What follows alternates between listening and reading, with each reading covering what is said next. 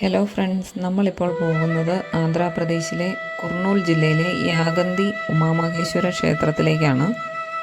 ആന്ധ്രയിലെ ഏറ്റവും പ്രസിദ്ധമായ ശിവക്ഷേത്രമാണിത്. ഈ ക്ഷേത്രത്തിൻ്റെ നിർമ്മാണത്തെ സംബന്ധിച്ച് ധാരാളം പുരാണ കഥകൾ പ്രചാരത്തിലുണ്ട്. അഗസ്ത്യമുനി അദ്ദേഹത്തിൻ്റെ ആഗ്രഹപ്രകാരം ഇവിടെ വെങ്കടേശ്വരന് ക്ഷേത്രം പണിയുവാനായി അദ്ദേഹം വന്നിരുന്നു. എന്നാൽ വിഗ്രഹത്തിൻ്റെ കാലിലെ ഒരു വിരൽ പൊട്ടിയ നിലയിലായിരുന്നതിനാൽ പ്രതിഷ്ഠ നടത്തുവാൻ പറ്റിയില്ല.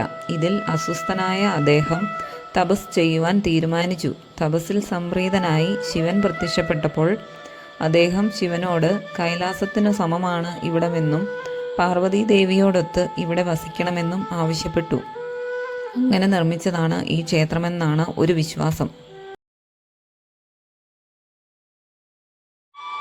ഇവിടെ നമുക്ക് 2 ഗുഹകൾ കാണുവാൻ സാധിക്കും. അഗസ്ത്യ ഗുഹ, വെങ്കടേശ്വര ഗുഹ എന്നിവയാണത്.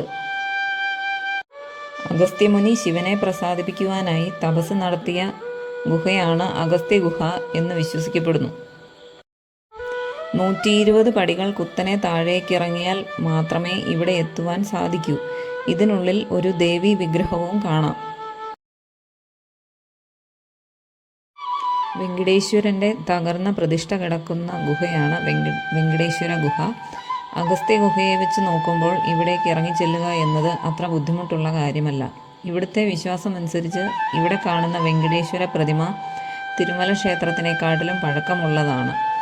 കാലിലെ ഒരു വിരൽ ചെറുതായി പൊട്ടിയിരിക്കുന്നതിനാൽ ഇത് ആരാധനയ്ക്കായി ഉപയോഗിക്കുവാനും സാധിക്കില്ല. ക്ഷേത്രത്തിലെ പുഷ്കരണിയാണ് ഇവിടുത്തെ മറ്റൊരു ആകർഷണം. ക്ഷേത്രത്തിന് തൊട്ടടുത്തു തന്നെയാണ് ഈ ക്ഷേത്രക്കുളം സ്ഥിതി ചെയ്യുന്നത്. ഈ ക്ഷേത്രത്തിൽ ശിവലിംഗത്തിന് പകരം ശിവന്റെ രൂപം തന്നെ കാണുവാൻ സാധിക്കും. ഇന്ത്യയുടെ ഏത് ഭാഗത്തും കാണുന്ന പക്ഷിയാണ് കാക്ക. എന്നാൽ ഇവിടെ കാക്കകളെ കാണുവാൻ സാധിക്കില്ല. അതിനു പിന്നിലും അഗസ്ത്യമുനിയുമായി ബന്ധപ്പെട്ട ഒരു കഥയുണ്ട്.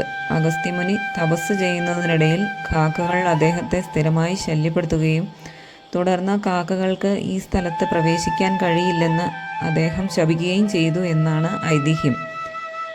കാക്ക ശനിയുടെ വാഹനമായതാൽ ശനിക്കും ഈ സ്ഥലത്ത് പ്രവേശിക്കാൻ കഴിയില്ലെന്ന് വിശ്വസിക്കപ്പെടുന്നു.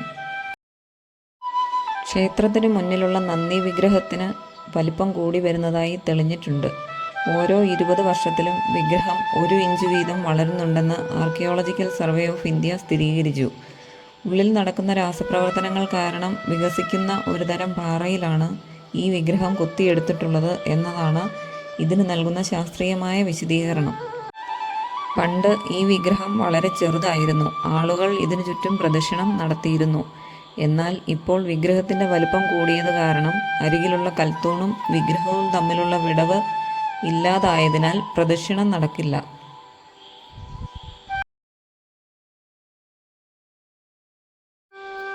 തിരുപ്പതിയിൽ നിന്നും 282 കിലോമീറ്റർ ദൂരമുണ്ട് ഇവിടേക്ക്. കുർണൂൽ നഗരത്തിൽ നിന്ന് ഏകദേശം 100 കിലോമീറ്റർ അകലെ ആന്ധ്രാപ്രദേശിലെ നന്ദിയാൽ ജില്ലയിലാണ് യാഗന്തി സ്ഥിതി ചെയ്യുന്നത്.